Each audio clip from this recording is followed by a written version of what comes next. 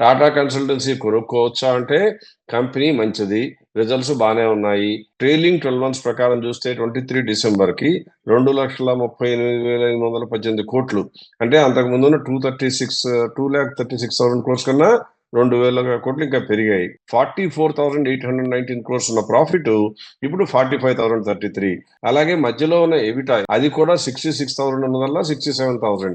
Net profit margin కనుక చూస్తే 18.95% ఉన్న మార్జిన్ 18.86గా వచ్చింది తప్పితే there is nothing to be worried on this company. 4,890 rupees is the revised fair value. 26% ఉంది. ఇప్పుడు ఆల్రెడీ పెరిగి 30% కన్నా గ్యాప్ తక్కువ ఉంది కాబట్టి ఇప్పుడు కొనొచ్చా అంటే కొనవలసిన అవసరం లేదు. మన సిద్ధాంతాన్ని నమ్ముతూ మన ప్రొడక్ట్ స్ట్రాటజీ ప్రకారం ఇన్వెస్ట్ చేసే వాళ్ళకి. అలా కాకుండా షార్ట్ టర్మ్‌లోనో మాత్రం మేమే చూసుకుంటాం అనుకుంటే మాత్రం మీకు మీరు ఇన్వెస్టర్స్ కొనుక్కోవచ్చా అంటే యెస్ కొనుక్కోవచ్చు. బికాజ్ 26% స్కోప్ ఉంది కాబట్టి.